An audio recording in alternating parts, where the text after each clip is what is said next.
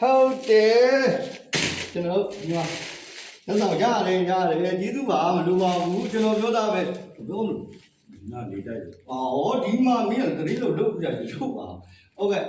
ဘေးနာဟုတ်ကဲ့ကျွန်တော်တပည့်နဲ့စကားပြောနေတာဟုတ်မရလားအဲ့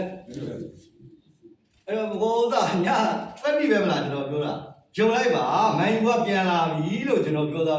ဘာမှနိုးဘူးဆယ်ကိုသွင်းတာဘသူ့သွင်းတာလဲနိုးဘူးပေါ့ညာမတော့ရက်ပလင်းဟုတ်တယ်ကျွန်တော်တော့ညာရက်ပလင်းနိုးဘူးမဟုတ်ဘူးနိုးဘူးဆိုတော့မန်စီတီကိုပြောနေတာတိုင်းပဲဟုတ်ကဲ့နောက်ပဲကျတော့ကျွန်တော်စင်မြန်ကြီးကိုစားကြမယ်ဗျာကျွန်တော်တို့ညီကောင်မောင်တို့တွေအားလုံးပဲစင်မြန်ကြီးကိုစားမယ်စူတောင်းလေနော်ဟိုကောင်းကြီးတာအားပြောနေတယ်နာယူဟုတ်ကဲ့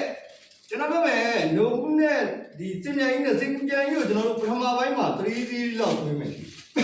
ဒုတိယပိုင်းမှာ2-5-0ပေါ့အဲ့လိုတော့သွားမှာပါမိုက်ကယ်ကားတွေကဒီပွဲစားကင်ရင်းပါတယ်ဒါနော်ကျွန်တော်တို့လူချမောမပါလူချမောကိုမပန်းမနဲ့ပေးမယ်ဆို၄ကိုရတယ်နော်၄ကိုရတယ်သိလားဟုတ်ကဲ့ကျေးဇူးတင်ပါတယ်နောက်ပွဲတွေကြာရင်အဲ့လိုကြီးလမ်းမပို့ပါနဲ့ဒီလိုဝစားတစ်တွေလမ်းမပို့ပါနဲ့ဟုတ်ကဲ့ရတယ်ဒီမှာနော်ကျွန်တော်အစ်စ်တွေရပါတယ်ခင်ဗျဟုတ်ကဲ့ရတယ်ခင်ဗျအဲ့ဒါမင်းနဲ့ငါနဲ့ကိုစိန်ကြီးကပြီးလားမဟုတ်ပါဘူးကိုကလမ်းပို့လာတာပါဟုတ်ပါပဲအဲ့လိုမျိုးလေးကြောက်ဖြစ်နေလို့ဟုတ်ပြီဘေးနားမှာဟုတ်တယ်စကားပြောလို့မကောင်းဘူးသွားတော့မယ်ဟုတ်ကဲ့နောက်မပို့နဲ့နော်